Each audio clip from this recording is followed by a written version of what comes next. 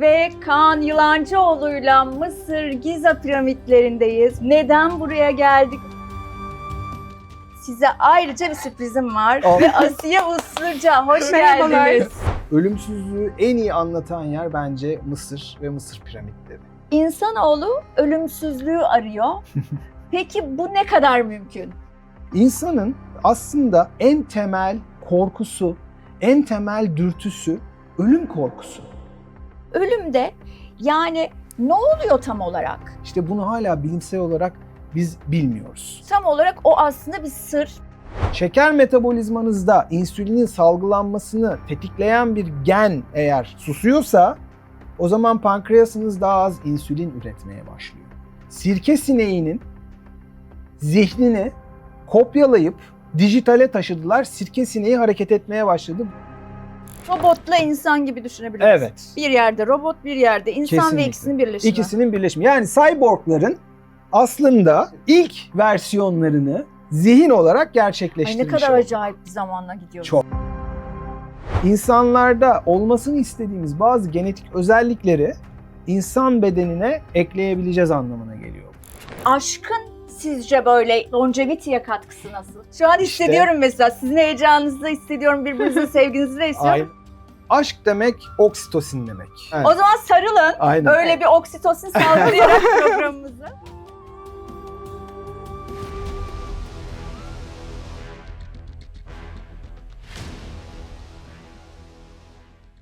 Herkese merhaba. Ben Neşe Sapmaz. Kanalıma hoş geldiniz. Profesör Doktor Kaan Yılancıoğlu'nu ağırlıyorum bugün. Hoş geldiniz. Hoş bulduk. Nasılsınız? Çok teşekkür ederim. Sizi çok uzun süredir takip ediyorum, yayınlarınızı izliyorum, kitabınızdan haberdarım. Ne mutlu. Şöyle gösterelim de, evet, longevity ile her yaşta kalıcı gençlik, yaşlanmaya meydan oku. Evet. Ki son yılların en moda alanı diyeyim, longevity. O Doğru. kadar çok duyuyoruz, o kadar çok hayatımızda ki. Şöyle başlamak istiyorum. Herkes uzun yaşamak istiyor. Doğru. Ama aslında uzun yaşamak mı önemli yoksa iyi yaşanmak mı? Aslına bakarsanız tabii ki herkes için bu sorunun cevabı farklı olabilir. Ama Kaan Yılancıoğlu için sorunun cevabı çok açık. Kuzey Avrupa ülkelerindeki gibi bisikletine binip işine giden 70, 75, 80 yaşında delikanlılar gibi olmak bence daha önemli. Yoksa yaşamak, uzun yaşamak evet elbette önemli ama kaliteli yaşayıp yaşamadığınız bence daha önemli. Yani yaşarken kaliteli yaşamak çok önemli diyorsunuz. Şimdi çok eski zamandan beri Kaan Bey, ben programda zaman zaman böyle ezoterik konulara da yer veriyorum. İşte kadim öğretilerden bahsediyoruz. Hatta şurada böyle bir ank sembolü vardır. İşte ta eski Mısır'dan beri olan aslında tanrıların ölümsüzlüğü. Evet. İşte tanrılar, tanrıçalar, kadim zamanlardan gelen ve işte o zamandan beri insanın ölümsüzlüğü aramasıyla ilgili Doğru, anlatılan doğru. şey. Ki günümüzde de baktığımızda gündem bu. İnsanoğlu ölümsüzlüğü arıyor. Peki bu ne kadar mümkün? Gerçekten şimdi onu size anlattığınızda benim aklıma da bir sürü şey geldi. Yani firavunların işte mumyalanması, bütün servetleriyle, hayvanlarıyla birlikte gömülmeleri o odalarda. Ondan önce işte bizim şeyimizde, kültürümüzde yine aynı şekilde hayvanlarla, atlarla birlikte gömülme. O Çin imparatorlarının yine ordusuyla birlikte biliyorsunuz terakota orduyla birlikte kendisini gömmesi tekrar çünkü canlanacağına inanıyor olması. Ve yani bugüne kadar gelene kadar aslına bakarsanız tarihin çok eski dönemlerinden beri ve hatta simyanın kaynağı dahi neredeyse buralar. Çünkü insanlar ölümsüzlüğü bulabileceklerini düşünerek cıva içiyordu. Altın içiyordu. Ve yani bunlardan ölen insanlar da var. Bu arada çok da enteresan. Felsefe taşının peşine düşüyordu. Tabii felsefe taşının peşine düşüyordu. Yani bu ölümsüzlük gerçekten insanlığın neredeyse varlığının başlangıcından beri söz konusu. Çünkü biliyorsunuz şey de aynı hani insanların bazı ritüellerini gerçekleştirecekleri bazı böyle hani dini ritüelleri yaptıkları bölgeler bizim Çatalhöyük, Çatalhöyük'te. Göbekli Evet, Tepe, Göbeklitepe mesela Karahan 12 Tepe. bin yıl öncesine kadar yani oralarda da öyle yani insan çünkü düşünün doğuyorsunuz sevdiklerinizle birlikte yaşıyorsunuz ya bir şekilde ölüm geliyor ve o birlikte yaşadığınız insan konuşan sizinle iletişim kuran yani canlı bir insan bir ruh taşıyan sizinle ilişki kuran insan bir anda yok oluyor ve insanlar buna çok şaşırmışlar. Biz hala şaşırıyoruz. Yani insanın aslında en temel korkusu, en temel dürtüsü ölüm korkusu. Yani kaçtığımız her şey, sanatın, tarihin bunların hepsinin aslında kaynağı da biraz orası. İşte kendimizi, isimlerimizi ağaçlara kazımamız, bugün aldığımız işte diplomalar, bugün işte sosyal medya kullanıyor olmamız inanın hatta çocuk yapma isteği dahi. Ölümsüzlüğü acaba yaşayabilir miyiz? Yani tam kendimiz olmasak da bu varlığa devam edebilir miyiz? Yani bu soru evet, bu sorusal hep devam etmiş ve devam edecek. Ama artık şöyle bilimsel olarak bazı şeylerin gerçek olabileceğini artık görmeye başladık. Yani hücre nedir bilmiyordu bu insanlar. Şimdi gerçek olabileceği derken mümkün olabileceğini belki de değil Tabii mi? ki. Teknolojiyle, Evet. gelişen Doğru. çağıyla, değişen zamanla. Doğru. Şimdi insanlar artık bundan da birazcık haberdar olmaya başladı. Yani bilim insanları zaten yıllardır bunu çalışıyor. Ölüm çalışan tanatoloji diye bir alan var. Ölümü çalışıyor. Yani ölümden sonra canlıya, hücrelere ne oluyor, genlere ne oluyor onu çalışan alanlar var. Yani hücre sitoloji denilen hücre bilimi var. Hücrenin içinde ne oluyor? Peki tam bu noktada şimdi ben böyle zaman zaman aklıma bir şeyler gelince araya gireceğim Elbette, her zaman. izninizle. Şöyle bir şey. Şimdi ölüm diyorsunuz ya aslında ölüm korkusu ya da ölüme meydan okuması insanların ölümsüzlüğü araması. Ve Doğru. bugün de ölümsüzlüğe doğru gitmek istenilen süreç. Doğru. Ama ölümde yani ne oluyor tam olarak? Ölümde tam olarak aslında tam olarak ne olduğunu bilmiyoruz. Yani ölümün tabii ki tıbbi şeklini işte beyindeki elektrik sinyalinin yok olması, efendim ne bileyim kalbin durması, solunumun durması falan yani bu zaten tıbbi olarak tanımlı ama yani tam olarak ne olduğunu bilmiyoruz. Yani bir bu mekanizmaya son veren şey hücrelerin o yaşam esansını o sizi konuşturan, o enerjiyi vücudunuza yayan, o belki bizim ruh dediğimiz şeyin daha yani o esansın, o can denilen yani zigot oluştuğu zaman, spermle yumurta bir araya geldiği zaman o flash, o ilk çinko patlaması aslında bir ışıltı artık oraya ruh üflenmesi mi dersiniz? Artık ona ne dersiniz bilmiyorum. O ruhun içeriye girip o canı size veren ve oradan işte o canın nereye gittiği işte bunu hala bilimsel olarak biz bilmiyoruz. Tam olarak bilmiyoruz açıkçası. Tam olarak o aslında bir sır, bir Sır, muamma, evet. Çözülememiş bir gizem. Kesinlikle Hala. öyle. Bilim Kesinlikle ne kadar öyle. gelişirse gelişsin, tıp ne kadar gelişirse gelişsin. Maalesef. Ölümün sırrı. Ya aslında belki şu da olabilir. Ben zaman zaman düşünüyorum. Diyorum ki belki de ölmek için gelmek. Şimdi öyle diyoruz ya insan doğuyor ve ölüyor. Doğru. Aslında öleceğini bilerek devam ettiği bir yaşam süreci var. Ama belki de öyle zannediyoruz. Yani şey olarak öyle zannediyoruz. Belki de ölmek için programlanmadık. Evet. Ölmemeyi henüz bilmiyoruz belki. Evet, tam olarak bilim insanları olarak bizlerin düşündüğü şey de aslında biraz bu. Çünkü elbette şimdi izleyicilerimiz şunu diyecek. Allah'ın verdiği canı Allah alıyor. Elbette doğru. Ama Allah bir de zihin ve bir akıl insana bahşetmiş. Ve insanın yapmasını sağlıyor. İnsanın öğrenmesini sağlıyor bu akıl. Dolayısıyla belki de yolda bizim bunu öğrenmemiz gerekiyordu. Belki vücudumuzu tanımamız, hücrelerimizi öğrenmemiz, belki bu ruh dediğimiz şeyi belki biraz daha anlayabilmek, belki işte dediğiniz gibi ölümü artık belki yenebilmek diyeceğiz bunu. Onu belki bulabilmemizi Mesela mümkün bu böyle kılacaktı. Hint'le alakalı öğretilerde işte tantraymış falan şey denir. İnsanların sayılı bir nefesi var. Evet. O sayılı nefes bittiğinde yaşam bitiyor. Sen bir nefesle geliyorsun ve Doğru. o nefes bittiğinde gidiyor gibi bir inanış var Hindistan'da. Hatta böyle gelişmiş gurular şeyi hissedebiliyor. Senin nefesinin azaldığını, böyle ölüme yaklaştığın anları hissedip senin öleceğini bile söyleyebilen kişiler olabiliyor filan. Eski Mısır'a baktığımızda eski Mısır'da da hani işte ölmemek nasıl mümkün olur gibi arayışlar söz konusu oluyor. Doğru. Ama günümüzde işte burada bir şekilde o eşiğin geçilemediğini görüyoruz. Maalesef. Maalesef. Hatta şimdi işte böyle buna meydan okuyoruz diyen işte kişiler var. En meşhur kişilerden biri de Brian Johnson. Doğru. Şimdi bu gençleşmeyle ilgili adam inanılmaz şeyler yaptı. Önce Brian Johnson neler yaptı sizden onu dinleyelim. Sonra da ne beklerken ne oldu onu konuşalım. Şimdi longevity dediğimiz bir alan ortaya çıktı. Son dönemde biliyorsun çok şu anda kıymetli. Herkes bunu konuşuyor. Herkesin ağzında bu var. Bu aslında bu health span denilen yani sağlıklı yaşadığımız yılları arttırmaya çalışan bir bilimsel köklü, bilimsel temelli yöntemlerin oluşturduğu bir akım aslında bu. Brian Johnson da bunun öncülerinden, biohacker dediğimiz vücuduyla oynayan, vücudunu ölçen insanlardan biri. Günde 2500 tane, her hafta böyle 2500 tane şeye baktı. Hani bugün CRP'ye bakılıyor, kan değerlerine bakılıyor. 2500 tane farklı şey baktırıyor. İşte idrarından, işte gaytasından, kanından, vücudunun ölçümlerinden, işte deri ölçümlerine, aklına ne gelirse hepsine ölçüm yapıyor.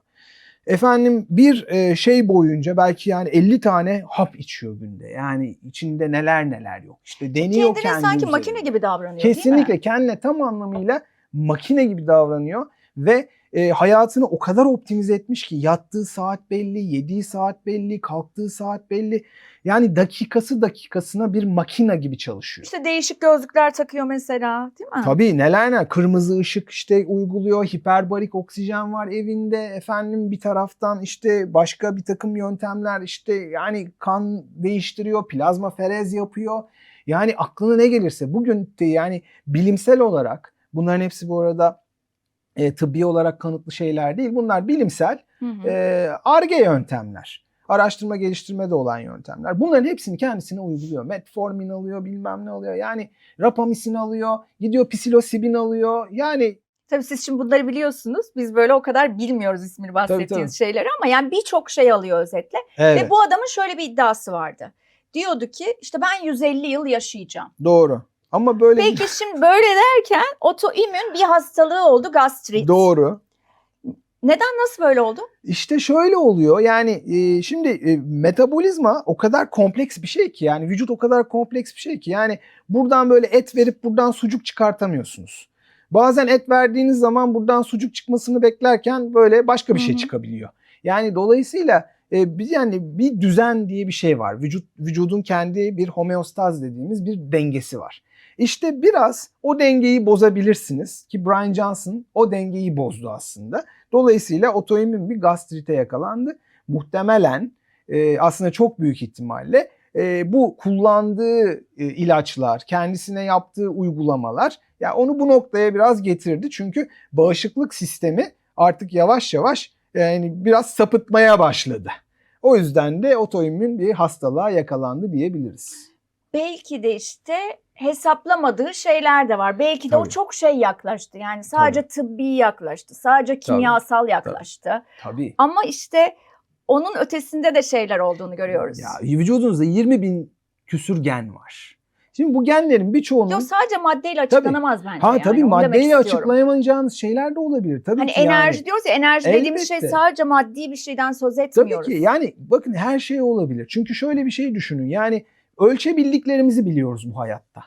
Ölçemediğimiz şeyleri bilmiyoruz. Dedim ya yani ilk defa bir hücrenin yaşam anını, yaşamını veren ve bir insanın yaşamını oradan çekip alan yani bu bir robot gibi.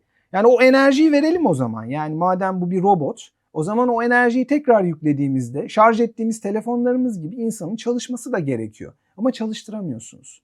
Yani dediğiniz gibi belli bir nefesten sonra evet şu anda bilim bunu maalesef bir ileriye taşıyamıyor. Şimdi siz longevity ile ilgili uzun süredir çalışıyorsunuz. Çalışmalarınız hep o yönde.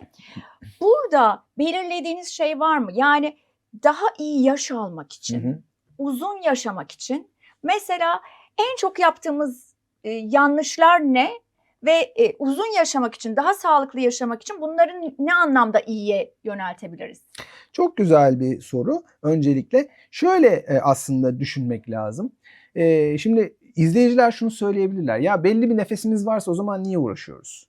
Şimdi belli bir nefese kadar yaşayabilmek için uğraşıyoruz öncelikle. Çünkü çoğumuz o belli nefesimiz var. Belki o 100 yaşında, belki 120, belki 150 yıl.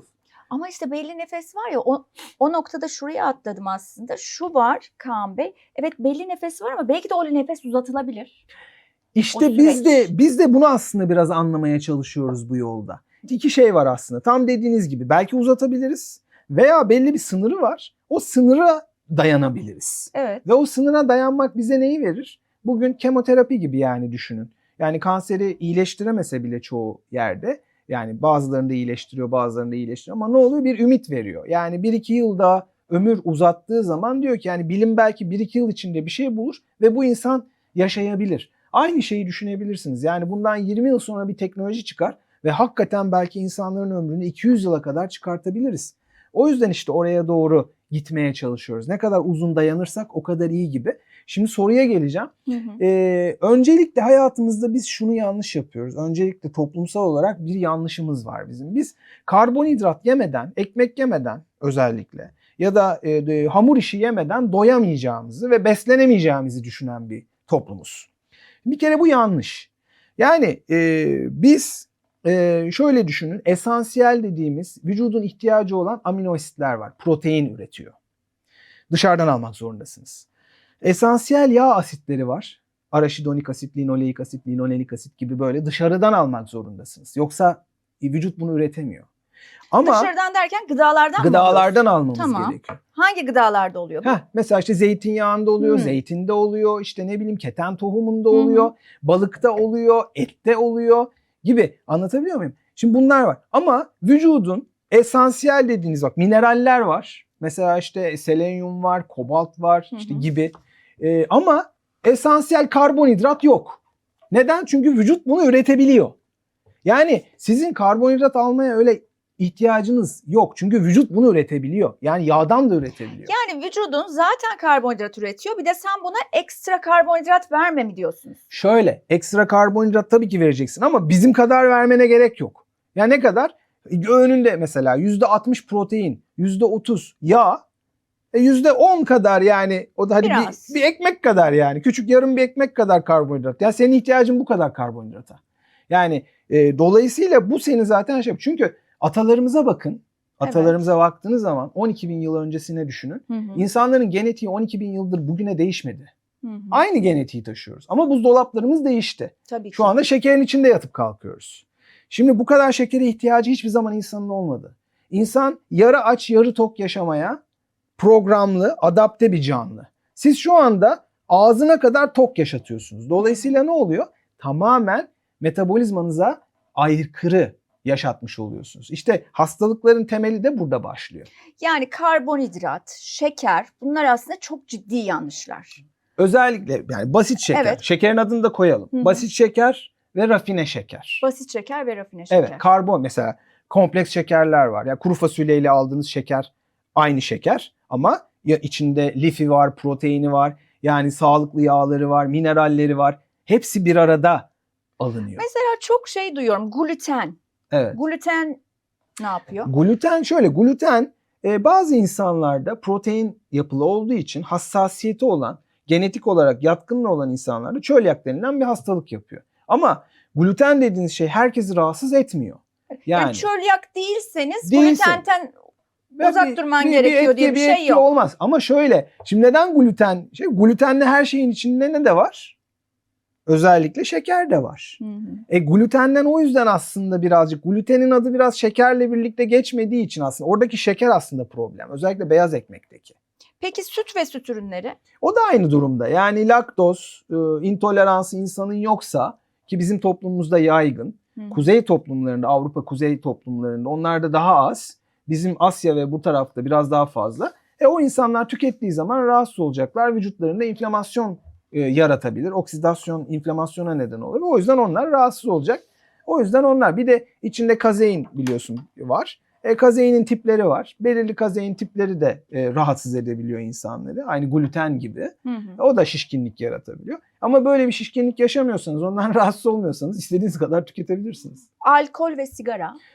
0. Onun hiç olmaması bana gerekiyor hep değil mi mesela uzun? %100 yani sigarayı 0 zaten böyle hani 0. böyle hiç arada sırada Hayır, diyelim ki 0. hani şöyle diyen insanlar vardır ya ben öyle sosyal arada sırada bir kadeh şarap içiyorum. İşte o bile sizi zehirliyor. O da mı? O bile zehirli. Yani hani şöyle diyor muyuz? Arada bir biraz işte arsenik içiyoruz yani. İşte hani arada bir hocam işte sosyal arsenik içicisiyim falan. Alkolün nasıl zararı var? Şöyle alkol dediğiniz şey bir çözücü.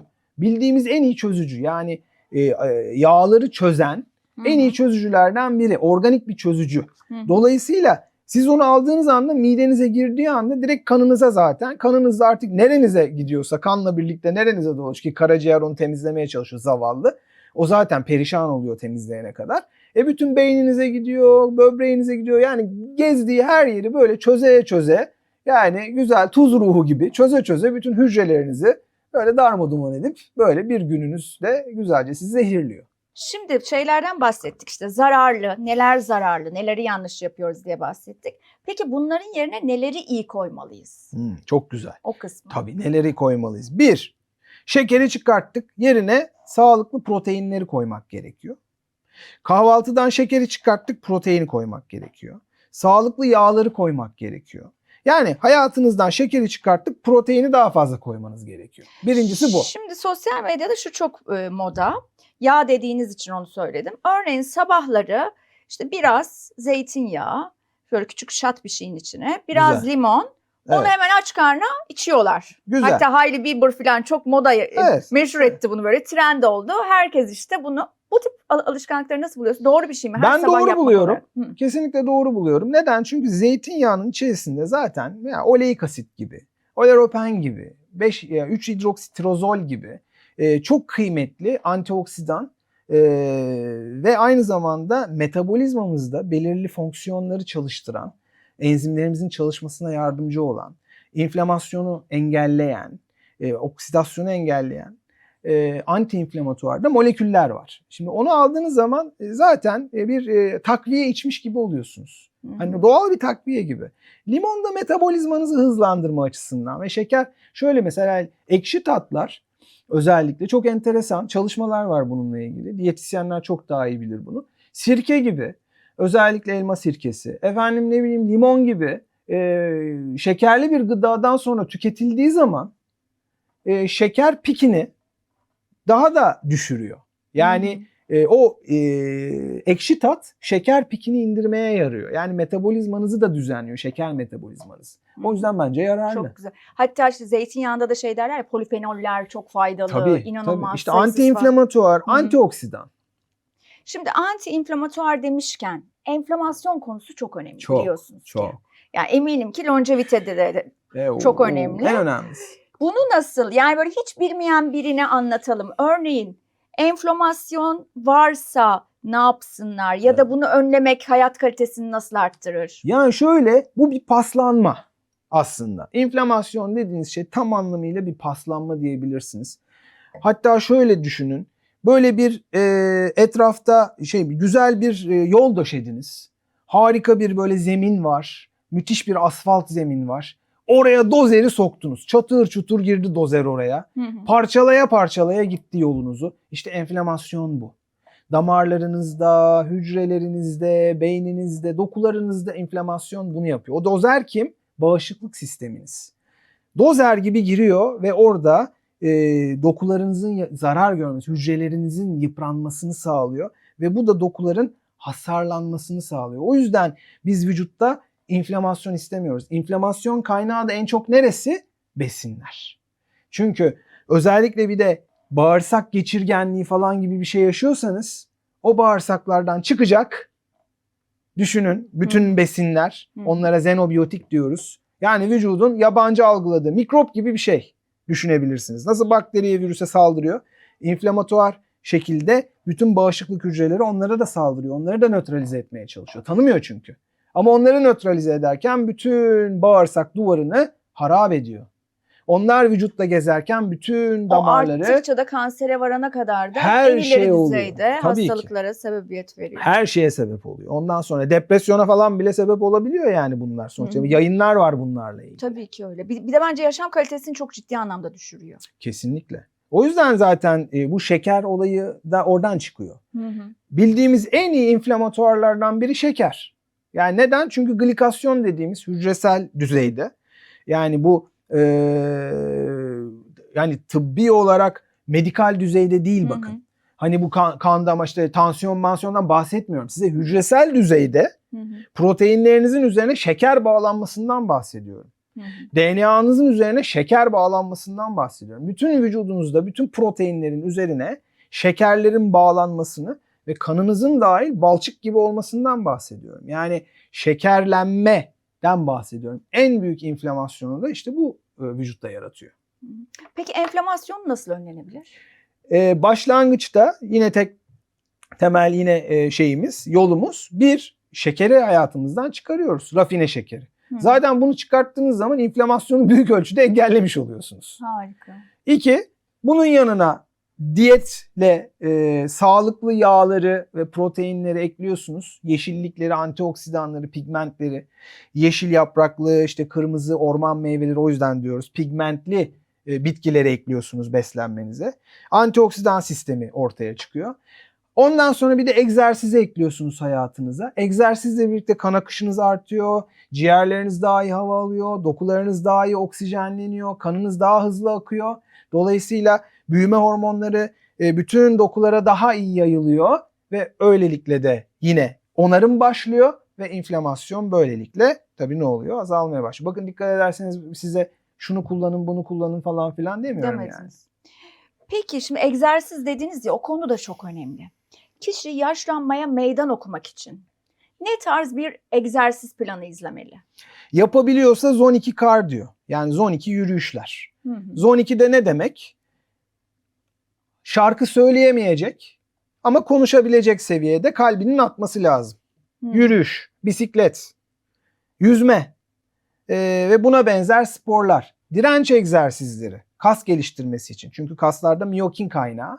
Mesela onu çok önerdiklerini duyuyorum. İşte diyorlar ki mutlaka ağırlıklı böyle biraz kaslarınızı Evet, çalıştırmalısınız. doğru. Öyle mi gerçekten? Doğru, öyle, çünkü özellikle longevity dediğimiz şeyde Hı hı. neden uzun dayanım aslında longevity? Uzun dayanmak.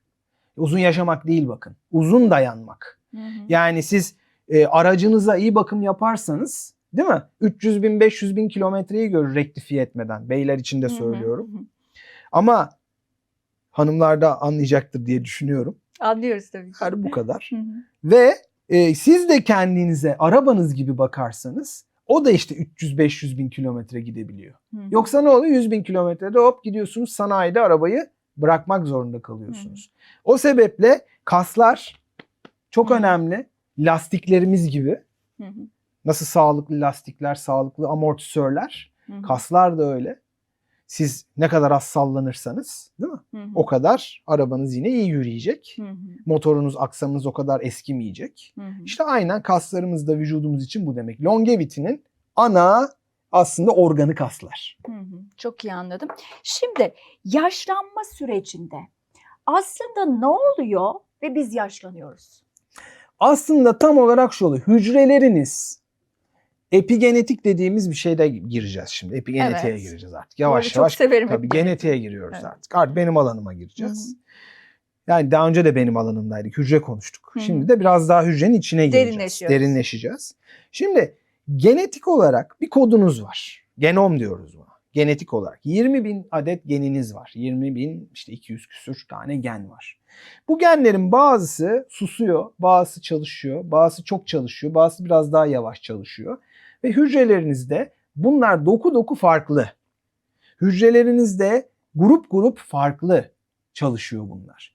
Şimdi epigenetik dediğiniz şey dışarıdaki faktörlere maruz kaldıkça içtiğiniz suyun kalitesinden aldığınız havanın kalitesine kadar. O bozuluyor. Yavaş yavaş o genlerinizin üzerine metil grubu dediğimiz kimyasal böyle moleküller yapışıyor.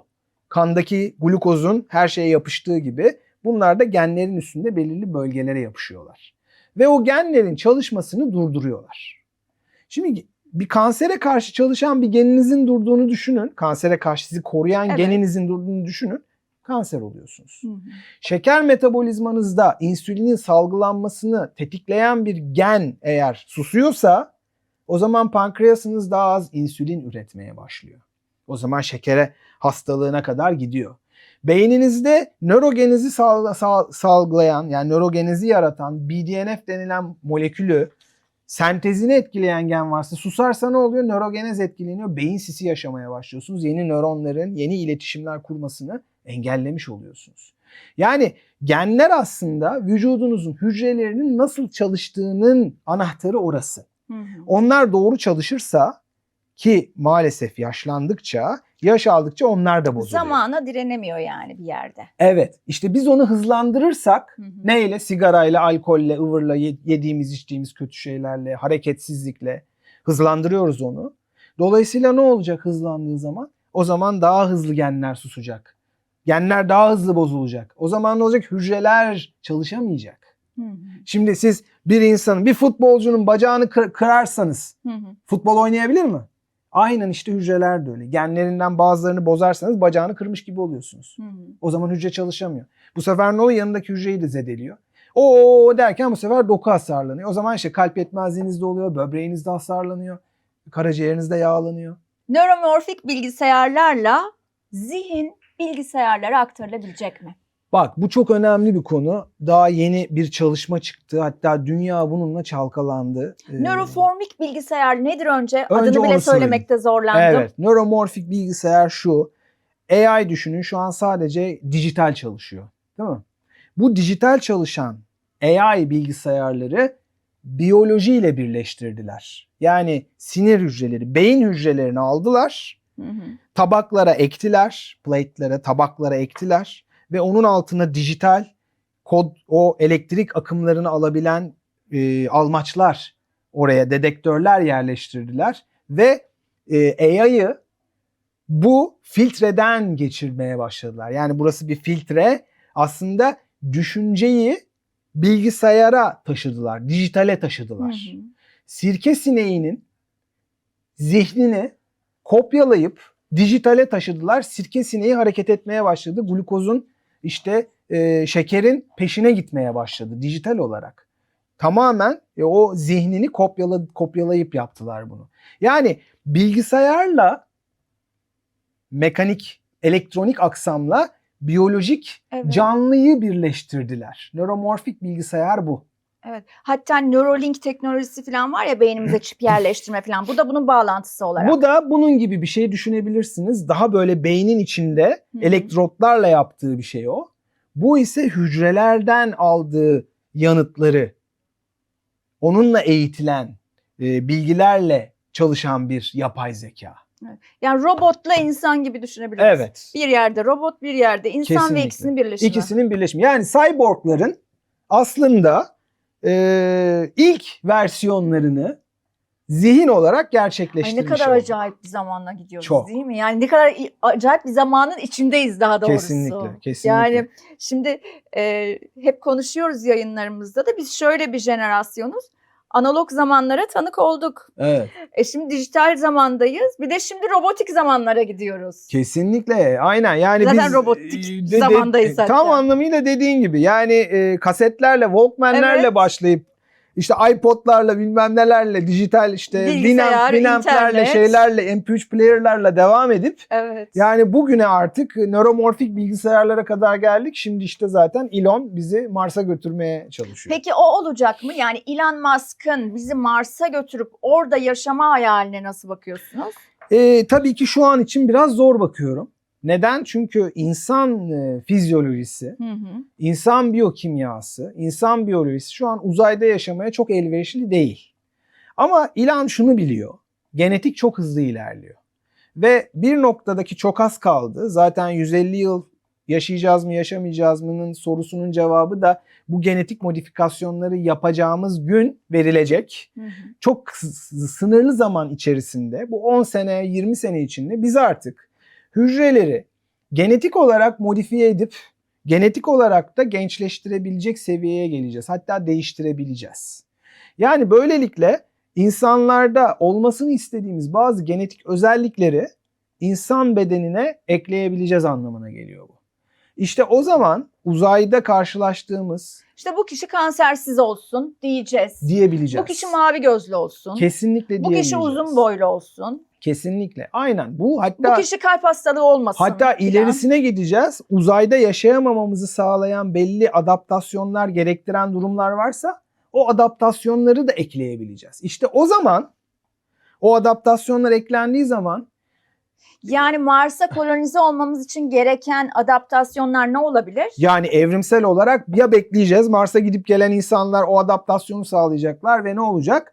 İşte nasıl Homo sapiens var. Hı hı. Homo mesela şimdi ne olacak? Homo digitalis olacak mesela. Hı hı. Yeni bir jenerasyon. Hı hı. O yeni bir tür. Homo Deus Homo filan diye Deus. kitap vardı. Tabii başka bir insan türü ortaya çıkması gerekiyor Mars'ta kolonize olmamız için şu anda. Hı hı. Ama ona da az kaldığı Yani ilan biliyor. insan türü yeni bir yere doğru evriliyor aslında. Kesinlikle. Bedenimiz de ona adapte olacak mekanizmaları sağlaması lazım. Mesela, Belki de mekanikleşen şeyler de olacak. Şimdi robotlaşmaya gidildiği için de tabii. birçok şeyin bizi ona hazırladığını düşünüyorum. Yani şu telefona bakıştaki duruşlarımız mesela hepimiz öyle olduk değil mi? Tabii. Vücut şeklimiz bile ona göre Tabii, şekillenmeye aynen başlıyor falan. öyle. Ya da siz ne düşünüyorsunuz? Aynen öyle düşünüyorum. İki şık var. Ya genetik olarak modifikasyonlarla yine canlı bedeni canlı şekilde devam ettirip adapte edeceğiz istediğimiz her şeye.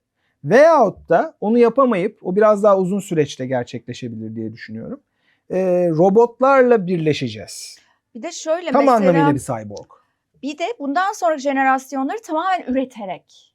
Evet. Şimdi hani yine de geleneksel bir doğum var, geleneksel bir tabii. tıp var filan. Şimdi yapay rahimlerden konuşuyoruz örneğin. Tabii doğru. Yapay rahimlerde yani hiç hani kadın ve erkek gerekmeksizin Tabii, tamamen şey ortamında, Tabii. bir laboratuvar ortamında üretilen organizmalardan. Tabii ki. Onlar hatta daha da ilerisi şimdi mesela yapılan bir çalışma daha yeni çıktı bu çalışmada. Bir hücreyi sentetik olarak işte mitokondrisini işte yani çalışacak mekanizmalarını bir araya getirip aynı Frankenstein gibi bir yapay hücreyi bölünebilir formata getirdi bilim insanları. Yani Bilim kurgu filmleri artık bilim evet, kurgu değil. Gerçekten öyle. Bilim kurgu filmlerinin artık bilim kurgu olmadığı dönemlere doğru yaklaşıyoruz. Yani hani bunu ben şey olarak söylemiyorum bu arada. Hani şimdi izleyenler şunu diyebilir. Komplo teorisi değil. Hayır bu komplo teorisi değil. Ben bir bilim insanıyım. Komplo teorisiyle alakam yok benim. Öyle şeylere de inanmam yani. Benim yani inanmak gibi bir şey değil bu. Bilim temelli Bu bilim konuşuyorsunuz. temel. Bilim buraya doğru gidiyor ve bu 20-30 sene içinde olacak şeyler. Çünkü bugün zaten temellerini attık ve öncüllerini yaptık. Hı hı. Yani ve bundan sonrası artık gelişecek. Evet. Gerçekten çok heyecan verici yani bu konulara girdiğimizde çıkamıyoruz ama maalesef süremizin böyle sonuna gelmek üzereyiz diyeyim. Bir de Kaan Bey bizde şöyle bir şey oluyor. Programlarımızı daha önce izlediyseniz görmüşsünüzdür. Her programda bir yere gidiyoruz biz. Güzel. Sizle nereye gidelim? Nereye gitmek istersiniz? Yani herhangi bir ülke olabilir, şehir olabilir, Türkiye'de de bir yer olabilir. Bir düşünün bakalım nereye gidelim sizle? Valla bence bu kadar longevity konuştuktan sonra bence Mısır'a Giza'ya gidelim yani. Mısır'a Giza'ya gidelim Evet. peki. Ve Kaan Yılancıoğlu'yla Mısır piramitlerine Giza'ya gidiyoruz. Ve Kaan Yılancıoğlu'yla Mısır Giza piramitlerindeyiz. Bu arada Mısır benim de çok sevdiğim bir yer. Harika. Neden buraya geldik onu dinleyeceğim.